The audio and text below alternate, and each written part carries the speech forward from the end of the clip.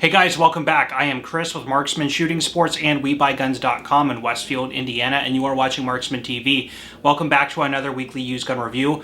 Remember, in these videos, we take about 8 used firearms that have come into our store either through the front door or through our website and give you guys about a 5-minute mini review of each to give you guys an idea of some different things out there on the market. Remember, the point of this video is strictly to be entertaining and educational. Nothing in this video is being offered for sale. So with all of that out of the way, let's go ahead and jump into it now. Alright, this video is brought to you by our website, WeBuyGuns.com. If you have a firearm or firearms collection you are considering selling, please log on to our website and submit those for an offer request. Now, with those offers, you will get a printable offer certificate, which you can take with you to competing gun stores in your area to try and leverage yourself a better deal. If you're unable to get a better deal, go ahead and sell them to us. We do provide you with a shipping label, and we will pay you with either a paper check or ACH direct deposit, whichever you prefer, to make the process as easy and streamlined for you as possible. So please remember, go check us out at WeBuyGuns.com. All right, first up, we have a very interesting rifle that comes to us from a viewer in Florida. This is the Henry US Survival Rifle. What we have in here is what looks like a rifle stock. From those of you familiar with this, you know how this works. We're going to pop the butt plate off. The barrel and locking collar will pop out. We have the receiver and a spare magazine, and then the second magazine is actually already installed. And then, of course, this is your stock. Go ahead and pop the butt plate back on. You can take your receiver section, pop it in here, and then there is a threaded sort of wing nut down here at the bottom. And we will tighten that down. Take the barrel, sort of self-head spaced, so you kind of pop it in there, bring your locking collar back and thread it down. Oops. There we go. Then you install your theoretically loaded magazine. This one's empty, of course. Charging handle pops out, and you can charge it, and it's a semi-automatic 22 LR survival rifle, as the name would suggest. Now, this was actually designed by Eugene Stoner and went into production in about 1959. Now, everybody knows Eugene Stoner is the developer, the grandfather of the AR-15, AR standing for Armalite rifle.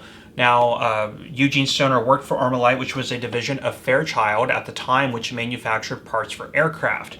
Now, with his success and the military contracts that were garnered through what would later become the M16 family of service rifles, they wanted to develop a small survival-type rifle, semi-automatic, sort of derived off of the AR-5 pattern. And they would come out with this, a easily stowable, compact, lightweight, survival, small-caliber rifle, which was actually adopted for use with the United States Air Force, and actually in the 1980s through the Israeli Air Force as well, as an air crew survival rifle in case the aircraft goes down behind enemy lines or in a heavily, forested or an area where there might be a lot of, wildlife or things like that, where having a small 22 for hunting and for survival purposes would be a good idea to have on board. And it's not taking up a whole lot of space, just what the overall size and weight of this stock with the parts inside would take up, which is not very much. They were actually very popular. I don't know if they are still issued today. I imagine there might be some still floating around in service. If you are in the Air Force or have retired from the Air Force, please let me know. That would be interesting to know. But interesting rifle. Now, where it also made a lot of presence was on the U.S. consumer market. Of course, again, there's always people looking for little handy rifles like this. Backpackers, hikers, explorer types, people who want to get out and have something that's lightweight and concealable. Also, even just general hobbyists and recreational shooters, these are actually pretty accurate little plinkers with a 16-inch barrel and easy to stow away, like in your car or something, in case you end up on the side of the road on a highway that you're not familiar with. Just kind of a cool thing to have. Now, there were a couple companies that actually got the rights to manufacture these. Now, Armalite themselves manufactured this as the AR-7, the Armalite Rifle Model 7, between 1959 and 1973. In about 1973 to 1990, Charter Arms would manufacture a version of this as well. And then in about 1997 until today, Henry is currently manufacturing these as the survival rifle.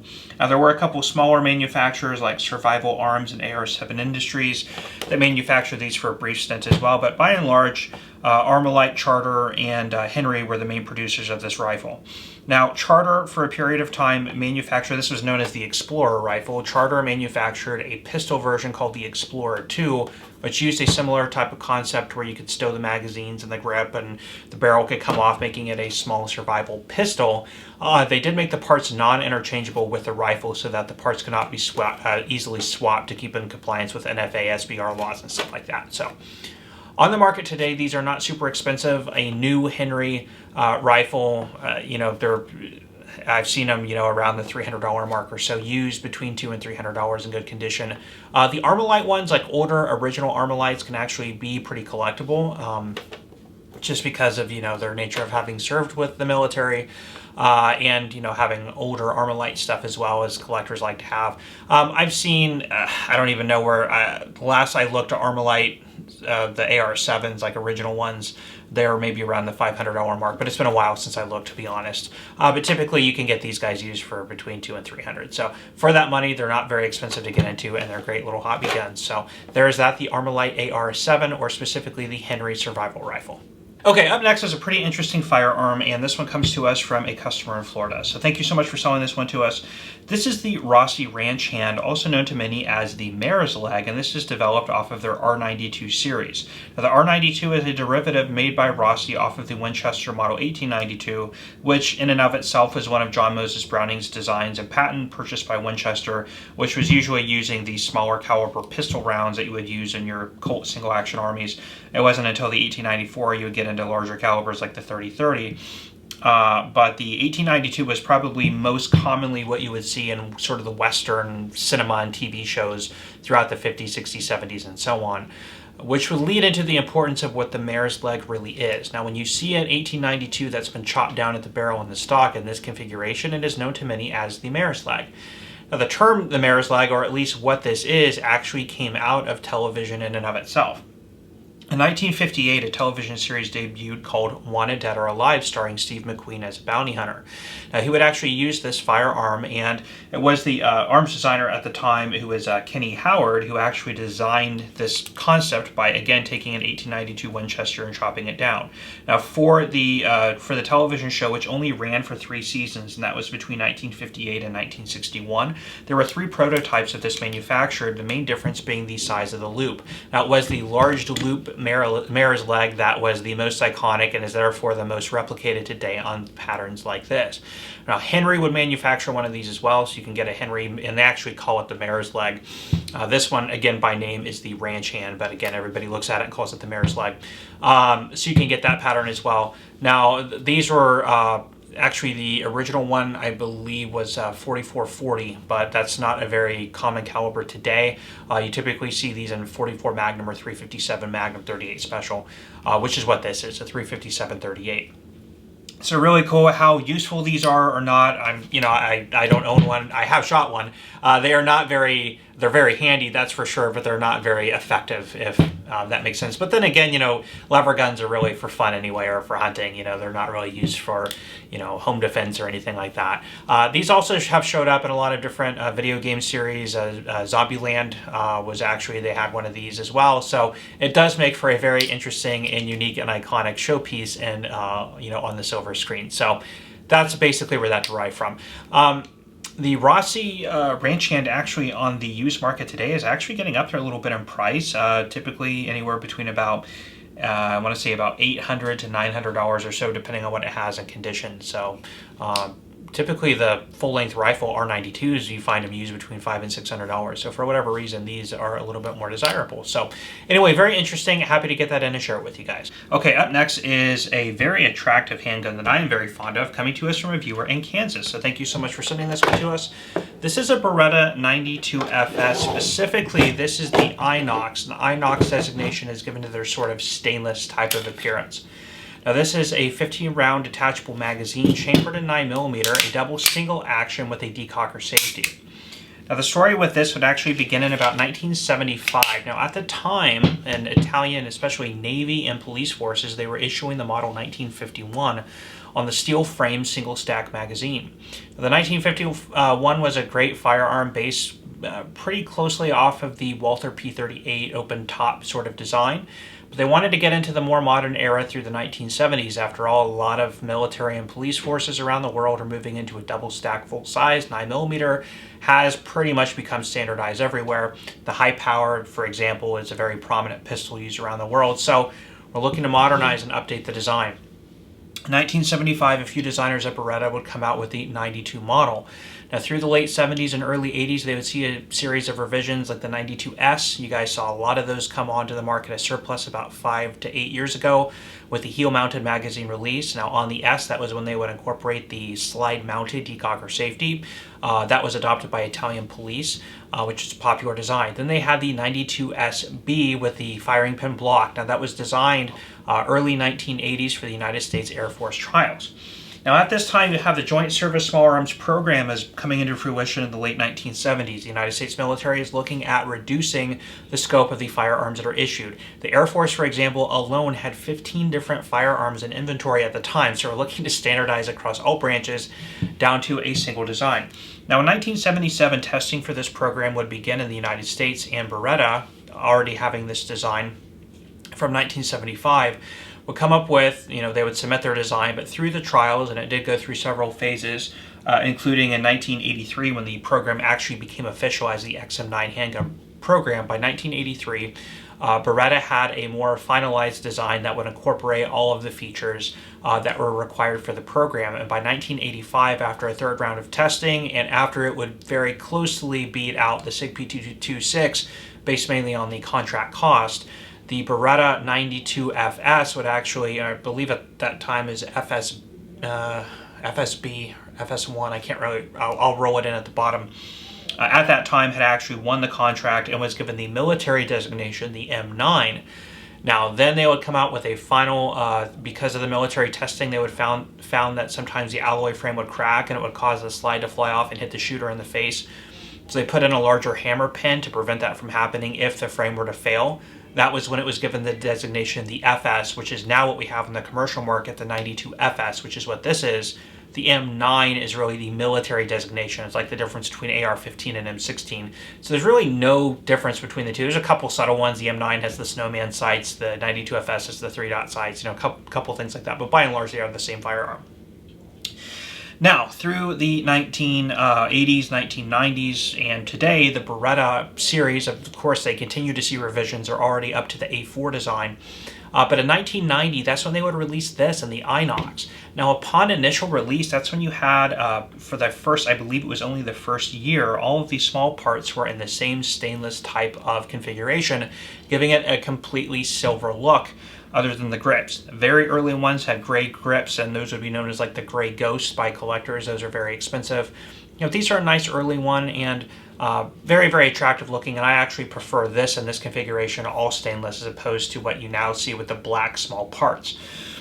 If we look on the used market on these, typically depending on condition, they start at about $700 and go up from there depending on the condition and what they come with and that sort of thing. So anyway, again, I really, really like these. Very iconic. These have probably been used in more movies and video games than anything else. So everybody knows what a Beretta M9 or 92FS is.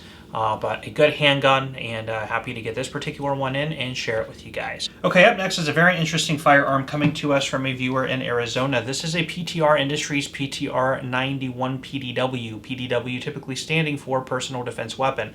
This is the pistol configuration of their full-size PTR 91 rifle chambered in .308. Now, the history with this would begin all the way back in the 1950s with arms designer Ludwig Vogrimler, who was a German arms designer who had moved to Spain to help Spain come up with and implement their new battle rifle. Now, in the 1950s, a lot of countries are taking some cues from what had just happened in World War II, where it seemed like the higher firepower semi-automatic self-loading standard issue infantry rifle was more dominant on the battlefield with things like the M1 Garand and the SVT-40. Of course, Germany's working with coming up with a new rifle during the war as well with the Sturmgewehr. They have the G41, G43 rifles as well. So the world is more or less going to be moving into the battle rifle design, which is full-powered rifle cartridge in a semi-automatic or fully automatic detachable magazine-fed rifle. Now, the Semi Model C was one of the first and our first early adopters, being Spain, to come up with the design. It was it was essentially this, but in the full rifle configuration, typically with wood furniture, and just had a sort of rolling rear paddle sight. Now, Germany, of course, would also take note and adopt the same pattern themselves with the Bundeswehr as the designation G3, with a couple modifications made to it, the biggest one being the rear diopter sight. Now, that was stayed with German military service for quite some time. In fact, HK had come up with a civilian legal semi-automatic version known as the HK91. Now, during production of the G3, there was a variation built in a small carbine or PDW configuration known as the HK51. It looked just like this. It was the standard HK91 or the standard G3 rifle with the standard either collapsing or fixed stock, but with a much shorter barrel using the same magazines and everything. Again, the model HK51. Now, HK had been manufacturing the civilian versions, the HK91, and bringing them into the country through the mid to late 80s, but in 1989 they were ceased from importation. And in 1994 we had the assault weapons ban. Now, during the assault weapons ban, there was a company known as JLD, and JLD stands for Jose Luis Diaz, who is the founder and owner of JLD company. And he founded in 2002 towards the tail end of the assault weapons ban. Now, because the HK91s were not coming into the country, there was a growing demand for the pattern of rifle that people couldn't find, and of course those already in the country were starting to explode in price. So what he had done is he bought arms, manufacturing and equipment from Portugal, who had HK91 or HKG3 licensing. And he started manufacturing ban-compliant versions of the HK91. Now, in 2004, the assault weapons ban would sunset, and then he would get to work quickly producing non-ban compliant, so these standard traditional semi-automatic HK91 patterns, which are very popular, and got the attention of PTR Industries, who purchased JLD in 2005. Now, Jose Luis Diaz would actually stay on with the company until 2010 as a partner, and then he would leave. What they had done in early production through PTR Industries is use a lot of G3 and HK surplus and spare parts. But by about 2010, they were pretty well self-sufficient, and they can actually produce, and they do produce, every single part for these rifles in-house, I think, aside from the magazines, which are still readily available and inexpensive. Now, this one, as mentioned, is the pistol configuration, which is more closely related to the HK51 model, and that's what we have here. If you like these or the full-length rifle, you can actually pick them up today. PTR Industries still makes them. They are very high quality and very well manufactured. On the used market today on these, I'm seeing these in about the $1,000 or so range, plus or minus, depending on condition. So anyway, really, really cool firearm, and would be a really interesting host for an SBR if you want a semi-automatic HK51. So really cool firearm, happy to get that in. Okay, up next is a beautiful rifle that comes to us from a viewer in Illinois. This is an SKS, but specifically this is a Russian-manufactured SKS, having been made by Tula in 1950, chambered in 7.62 by 39. Now, the story with this would actually begin in 1945. In the latter days of World War II, Russia, like a lot of other countries, has started to learn a lesson through what had been experienced throughout the war. Now, at the time and prior to World War II, most countries are issuing full-powered rifle cartridges and the firearms to shoot them. Now, with the full-powered rifle cartridge with a competent shooter, you have an effective range of about 1,000 meters, which is great for snipers, sharpshooters, designated marksmen, and machine guns, things like that. But for the general infantry, it's a little bit overkill, no pun intended. With a full-powered rifle cartridge, you have a lot of compromises you have to make. You're giving up a lot of benefits. A, the ammunition is larger, more material in it, therefore is heavier. The firearms that shoot it have a lower capacity, again, because it's a larger round, and your recoil is going to be higher. And you're giving up all of that for the effective range that's not really ever used, as most engagement ranges are between 100 and 300 meters. So Germany had already been playing with this idea of an intermediate cartridge. The United States already had one with the M1 carbine, and Russia was thinking the same thing. Let's move into a semi-automatic now in an intermediate cartridge. So in the latter stages of World War II, they actually started developing this, which would turn into the SKS. Now, this was actually designed by Sergei Simonov and was actually adopted for Russian service in 1949. They were produced by Tula and Ivzhevsk Arsenal, and about 2 to 3 million would be manufactured. Now, the funny thing is by the time these things were in full-scale production and use, the AK-47 had actually already started coming into production in 1947 as the Kalashnikov rifle. That was a lighter, lightweight rifle, select fire, with a detachable 30-round magazine, 3 times the capacity of this, easier and quicker to reload, easier and quicker to manufacture, and easier and quicker to train troops on how to use and maintain. So of course that would really go into main service before this ever would, and the SKS would actually never really see any real military combat in Russian service. Now, because of the design, and it is a great, reliable design, it would get the attention of other countries such as Romania, Yugoslavia, and China. China specifically would adopt this pattern in 1956 as the Type 56 rifle, and it would see extensive military combat in places like Vietnam, the Vietnam War with the French and the United States. But the Russian examples, by and large, did not see much combat use. On the market today, because these were produced in very large numbers by many different countries, they are pretty prominent and easy to find, although the pricing on these is going up. Pricing on these, you can still find like a beat-up Chinese import with no bayonet for probably the $300 to $400 range. The Russian ones tend to be more expensive. They range all the way up to probably $1,500 for an original mint condition example. This appears to be a factory refurb with the laminated stock and the reinforcing lug in the wrist. This was a weak point, so they would add this lug. But still, a beautiful all-matching example. So this would probably range somewhere in the middle of that. So anyway, really, really cool rifle. Happy to get that in and share it with you guys. Okay, up next is a gorgeous rifle that comes to us from a local customer. This is a Marlin model 1897 22 takedown rifle. Now, the story with this would actually begin in about 1890. Marlin, like a lot of other companies, is looking to get into the rimfire market, which is starting to become very popular throughout the 1890s. This is when you have the emergence of the slide fire type rifles through Colt and Winchester, and of course Marlin, wanting to join into the game, would come out with a series of rimfire rifles. Now, the first one released for production would be the model 1891. It is basically the grandfather of all the Marlin rimfire rifles to come after it. It was a great rifle, but a little bit complicated to manufacture and had a little bit too many internal parts which were prone to breaking and needing replacement. One of those would be a lever disconnect, which was later determined was not really needed on the rifle, and another part was a 2-piece trigger sear engagement section, I guess if you will, which was also prone to breaking and needing replacing. So by 1895, they would release the 1892 model, which would eliminate some of this sort of complexity. They would get rid of the disconnect and they would move to a single-piece trigger sear engagement. Now, that was great and was very successful. It had a side plate that would come off so you could access the internal workings. It was the same side plate as the model 1891. Now, the 1897, which is this, is identical to the 1892, but it is a takedown version. And you see a knob here, which comes off, and you can separate the two halves. These would stay in production until 1915. Prior to 1905, they were given the designation, so the model 1892 model and 1897 model were the primary two in production at the time. And in 1905, excuse me, they would actually go to the designation 92 and 97, which is what this one is marked, so we know this one was made after 1905, but before 1915 when they were discontinued. Now remember, 1915, we were in the early stages of World War I, so they would move from production from commercial rifles like this and cease their manufacturing. Now, a few years after the end of the war, in 1922, they would release the model 1939, a further improvement off the rimfire series.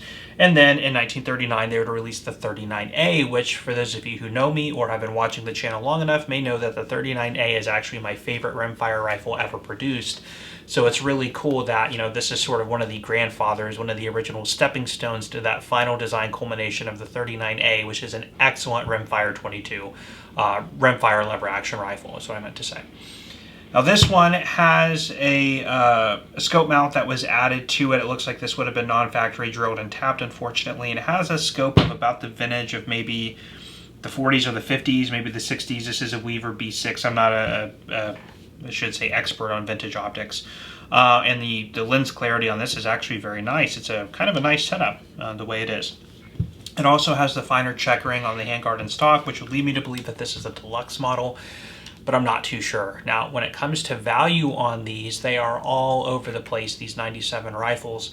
I've seen them anywhere from $500 to over $2,000, so I have no idea what this thing's gonna go for. This is one of those things I'm just gonna throw up on Gunbroker and see where it goes. So can't really give you a sort of a nailed down price on these. But anyway, as being an early, again, as a huge fan of the Marlin 39A, just a very, very smooth, elegant rifle. This would have originally been color case hardened, but all the finish is pretty much worn off. The original bluing on the magazine tube and barrel is excellent, and it is the octagonal configuration. So, gorgeous rifle. Really like these old things and happy to get this one in and share it with you. Okay, up next is a very popular revolver. This one coming to us from a local customer. This is a Colt Anaconda 44 Magnum with a 6-inch barrel. Now, the Colt Anaconda would hit the market in 1990. Throughout the 1980s, there was a growing demand and growing popularity for the 44 Magnum revolver. Now, the trail would be blazed in this regard by the Smith & Wesson Model 29 specifically, but also things like the Ruger Black Hawk and Red Hawk series that had been around for actually decades before this would even emerge onto the market. Now, Colt wanted to get a foothold in the 44 Magnum revolver arena. They had already seen a tremendous amount of popularity with their Python line of revolvers, so why not come out with a beefed up, sort of scaled up version? Even later, Anacondas used a beefed up, scaled up version of the Python action, sort of the inner workings, if you will. The Python was on the larger frame. It used the 44 Magnum, obviously the 44 Special, and it had a 6-round capacity. Now, although a very, very nice revolver and very well made, it did have some early reliability issues in terms of accuracy. Barrels were replaced to correct that issue. These were sold with a 4, 6, and 8-inch barrel option. This is a 6-inch, as what was actually probably the most common was the 6-inch. Sort of these hard rubberized grips. They were all made in a stainless finish. They were never offered in blued, and they would be produced until about 2003 when they would be discontinued from production. They never quite saw the popularity of the Python or the Smith & Wesson Model 29, which is probably the reasoning for discontinuing the line altogether. But it actually still, for what it is, it's got a really nice weight, feel, and balance, and it is undoubtedly a very attractive firearm and has a very, very smooth action and a wide trigger face, a pretty wide hammer spur, adjustable rear sights with a ramped front sight that has orange on it for better visibility for your eye to pick up. Just a nice revolver. Now, this particular one was made in 1994, so about the middle of the production, and it's in very good condition, so very nice firearm. Now, in 2021, Colt did re-release the Anaconda line, and those you could typically find today, I think brand new, they're like $1,500 to $1,700 or so. Now, used, the sort of 1990s Pythons are in about the same price range, between about $1,500 and $2,000 or so, depending on condition and what they come with. But not much else to say about it, but did want to take the opportunity to share that with you, the Colt Anaconda 44 Magnum. Okay, last but not least is a very interesting firearm that comes to us from a viewer in Arizona. So thank you so much for sending this one to us.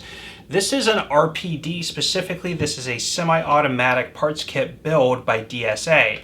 Now, DSA built these for about 5 to 10 years. They are not manufacturing them now. I don't know if they will in the future. This one was built on a Polish parts kit, as most of the DSA RPDs I have seen are built on Polish kits. Now, the story with this would actually begin in the World War II era. We do know that after looking at the SKS, that Russia was interested in moving into an intermediate cartridge. Like the SKS, they wanted something in 7.62 by 39, should be the effective cartridge that would be adopted in this. Now, in 1943, they would put out a solicitation for a new light machine gun program, of which there would be 3 submissions, one of which was the RPD, which would end up winning. Now, this would officially be adopted by Russia in 1948 and go into full-scale production in 1953. Now, the funny thing is, by 1947, the AK-47 had already begun being produced. There was a scaled-up, longer, heavier barrel variation with a reinforced trunnion of the AK known as the RPK, which was easier to manufacture than this, which requires a lot of parts. There's parts interchangeability with the AK pattern. The training on the platform was identical to that of the AK-47.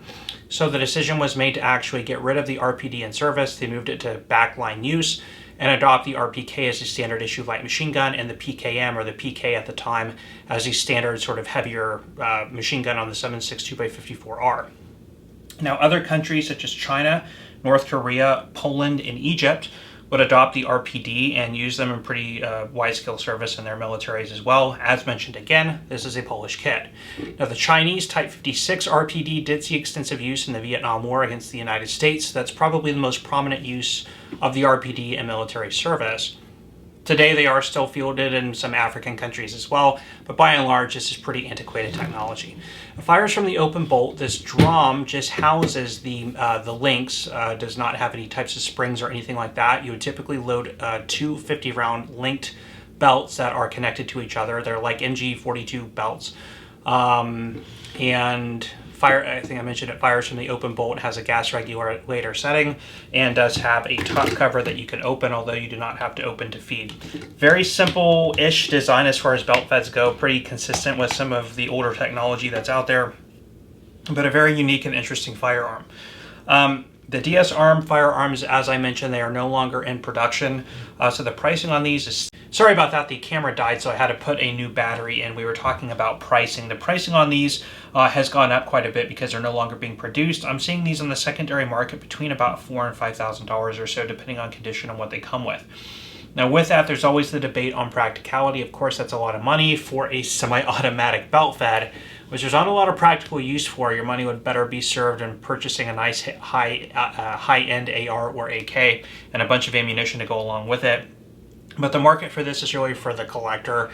It's a range novelty, somebody who maybe wants to round out a Vietnam War collection or maybe a Polish small arms collection, who wants to be able to look at, feel, handle, operate the firearm, and even take it out to the range and put live ammunition through it. But of course, as a practical firearm, there's not a lot of benefit to something like this, especially at the price, but it is undoubtedly very cool, and it is an RPD that you can pick up, hold, touch, and fire. So that's kind of the point of something like this. But very cool, very happy to get that in and be able to handle myself and look at it. I've never handled an RPD of any variety, so an awesome experience. Happy to share it with you guys, and again, a big thank you to our customer in Arizona who sold it to us. And that'll end out this video. Well, that is all the time we have for you today on these. Thank you so much for stopping by and checking out this video. If you enjoyed, please remember to hit that like button. Please also remember to hit that subscribe button. And if you have any questions or want to leave any comments, please do so below. Anyway, guys, I'm going to leave you off there. I am Chris with Marksman Shooting Sports and WeBuyGuns.com in Westfield, Indiana. You are watching Marksman TV, and I will see you next time.